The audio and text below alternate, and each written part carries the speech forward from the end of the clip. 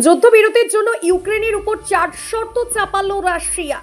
Donald ট্রাম্পের মধ্যস্থতায় রুশ Ukraine যুদ্ধের একটা সমাপ্তির ইঙ্গিত পাওয়া যাচ্ছে। তবে রাশিয়া চাপিয়ে দেওয়া 4টি শর্ত আদবে কি মানবে ইউক্রেন? প্রশ্ন সেখানে। রাশিয়ার পক্ষ থেকে 4টি শর্তে বলা হয়েছে ইউক্রেনকে ন্যাটোর সদস্যপদ দেওয়া যাবে না, যে কোনো শান্তি আলোচনায় ইউক্রেনকে নিরপেক্ষ ভূমিকা দিতে হবে। ইউক্রেনের যে জমি রাশিয়ার দখল রয়েছে সেগুলোর উপর রাশিয়াই অধিকারী কায়েম থাকবে। ইউক্রেনে অন্য দেশের সেনা প্রবেশ করবে না। মার্কিন প্রেসিডেন্ট ডোনাল্ড ট্রাম্পের কাছে এই 4টে বিষয় গ্যারান্টি চান পুতিন।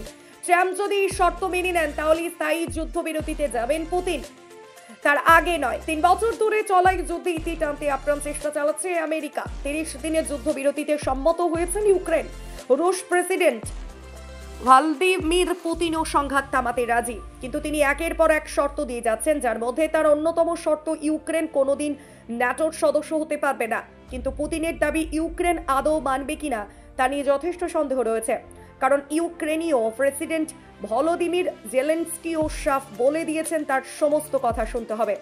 রাশিয়ার হাতে জমি তুলে নিয়ে তিনি মাথা নত করবেন না। সুতরাং এখন পরিস্থিতি কোন দিকে যায় তার উপর সকলের নজর থাকবে।